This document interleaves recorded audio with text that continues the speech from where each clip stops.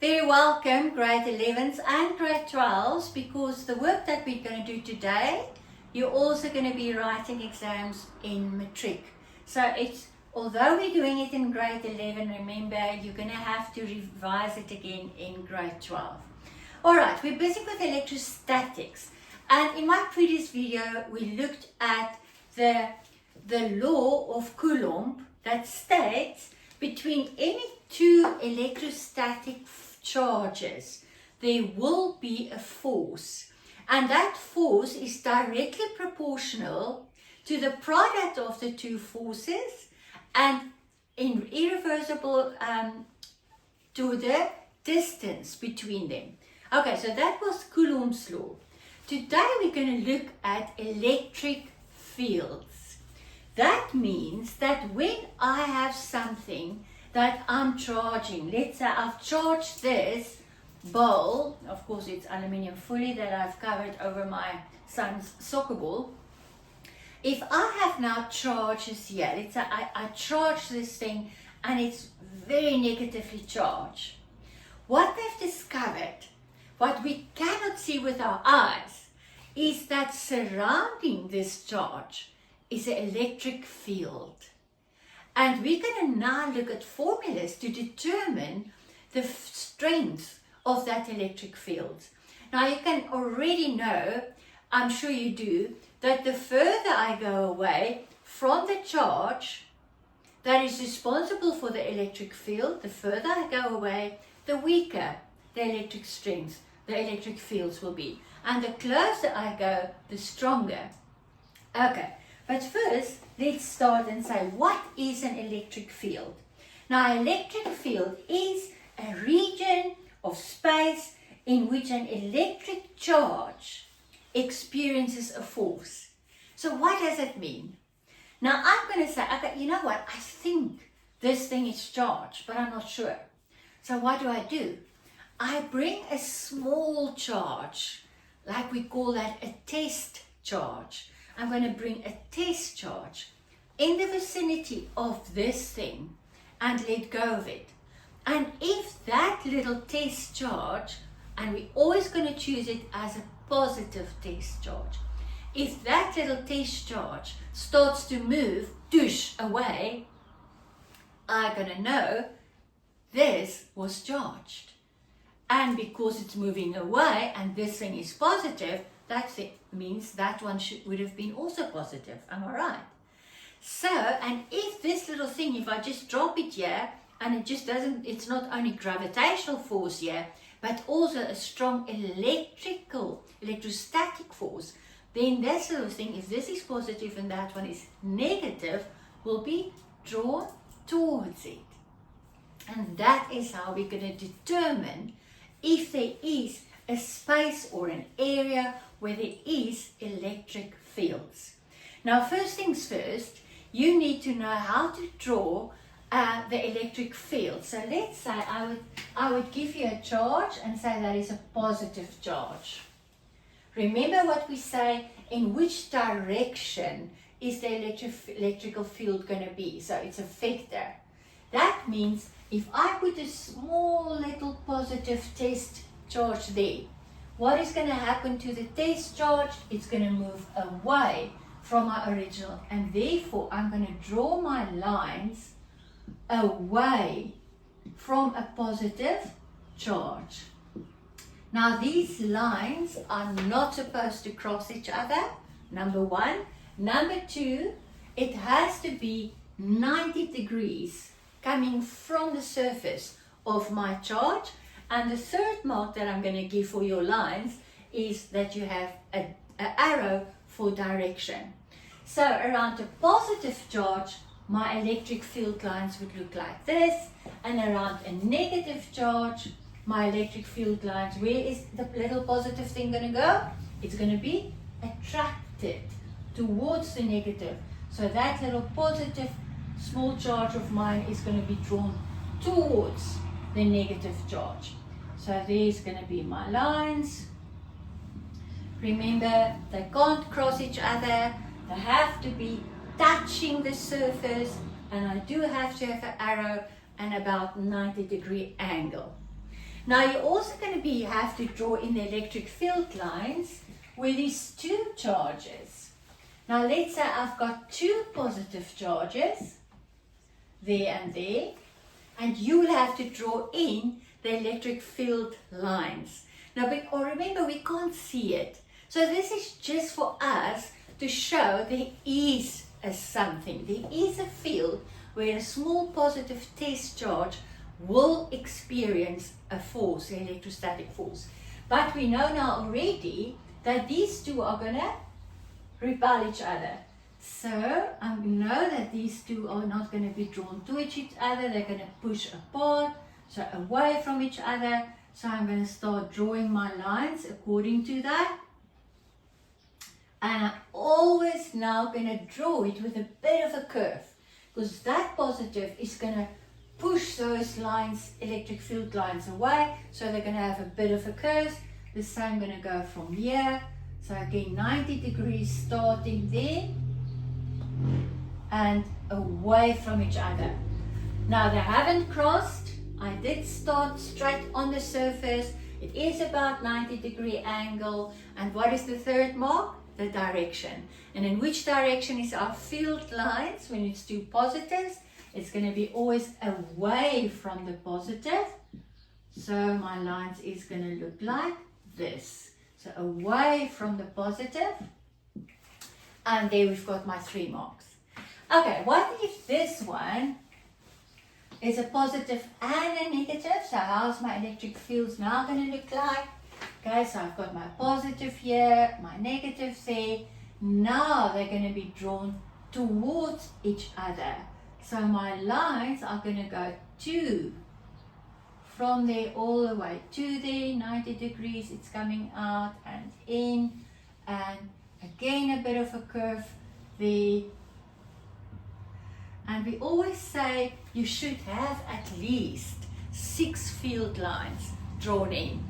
Alright, so again I need an arrow. And which direction is my field lines going to be? Remember, it's always, if I put a small little test charge, positive one in there, what's going to go? Doosh! It's going to just, I always say it's like the wind blows them. Alright, that electric field is going to move from the positive, away from the positive, towards the negative. And there is my arrows. Alright. Now we're going to come to our formulas. Now we have to determine, okay, can we determine the strength of the electric field? So we do have now a charge, and I'm going to call this big soccer ball charge of mine Q capital, a capital Q, all right? And I'm going to use this one as my small q. This is my little positive test charge, with which I'm going to test if there is a field, electric field, around this charge here. Okay?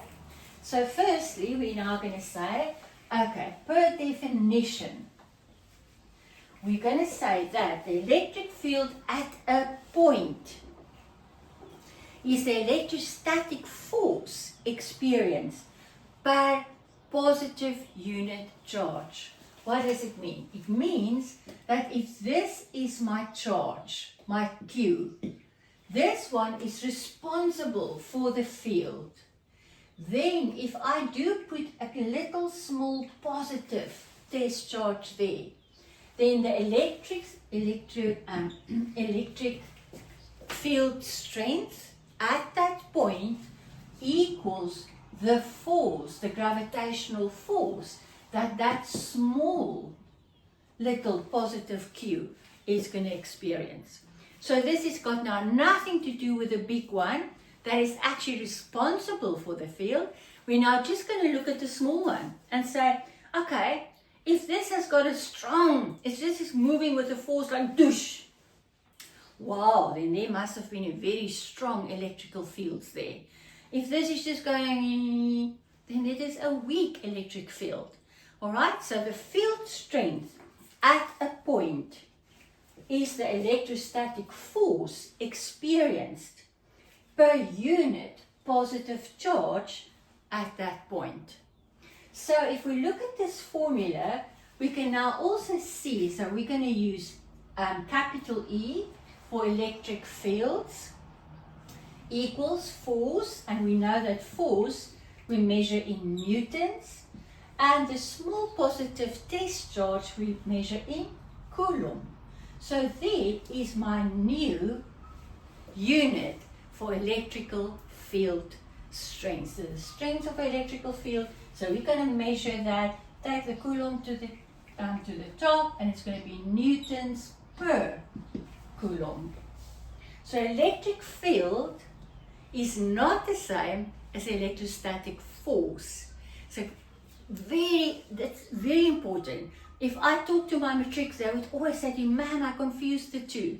Don't confuse the two. They will ask you for the electrostatic force between two charges, then it's Coulomb's law.